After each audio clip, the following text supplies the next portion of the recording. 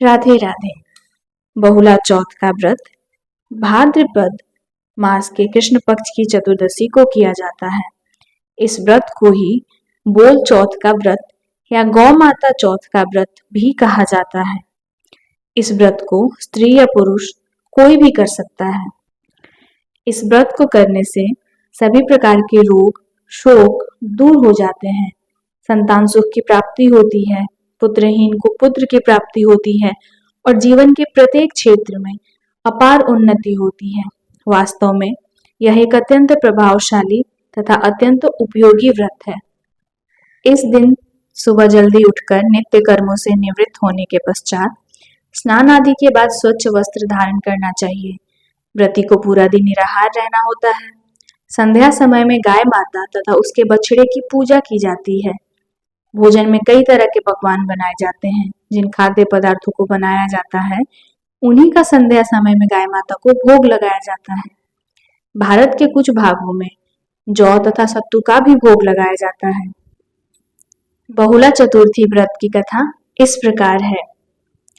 किसी ब्राह्मण के घर में बहुला नामक एक गाय थी। बहुला गाय का एक बछड़ा था। बहुला को संध्या के समय घर में वापस आने में देर हो जाती तो उसका बछड़ा व्याकुल हो जाता था। एक दिन बहुला घास चरते हुए अपने झुंड से बिछड़ गई और जंगल में काफी दूर निकल गई।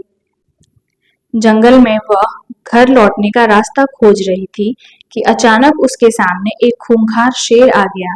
शेर ने बहुला पर झपटा मारा। तब बहुला उससे विनती करने लगी कि उसका छोटा सा बछड़ा सुबह से उसकी राह देख रहा है। वह भूखा है और दूध मिलने की प्रतीक्षा कर रहा है। आप कृपया कर मुझे जाने दें, मैं उसे दूध पिलाकर वापस आ जाऊंगी। तब आप मुझे खाकर अपनी भूख को शांत कर लेना। शेर को बहुला पर विश्वास नहीं था कि वह वापस भी आएगी। शेर ने कहा, मृत्यु के भंवर में फंसे जीव को छोड़ देने पर उसके पुनः वापस लौटकर आने का क्या विश्वास। तब बहुला ने सत्य और धर्म की शपथ ली और सिंहराज को विश्वास दिलाया कि वह वापस जरूर आएगी। शेर ने बहुला को उसके बछड़े के पास वापस जाने दिया। बहुला शीघ्रता से घर पहुंची, अपने बछड़े को शीघ्रता से दूध पिलाया और उसे बहुत लाड किया। उसके बाद अपना वचन पूरा करने के लिए सिंहराज के समक्ष जाकर खड़ी हो गई। शेर को उसे अपने सामने देखकर बहुत हैरानी हुई। बहुला के वचन के सामने उसने अपना सिर झुकाया और खुशी से बहुला को वापस घर जाने दिया। बहुला कुशलता से घर लौट आई और प्रसन्नता से अपने बछड़े के साथ रहने लगी। तभी से बहुला चौथ का व्रत रखने की परंपरा चली आ रही है। इस प्रकार बहुला चतुर्थी व्रत के पालन से सभी मनोकामनाएं पूरी होने के साथ ही व्रत करने वाले मनुष्य के व्यवहारिक व मानसिक जीवन से जुड़े सभी संकट दूर हो जाते हैं।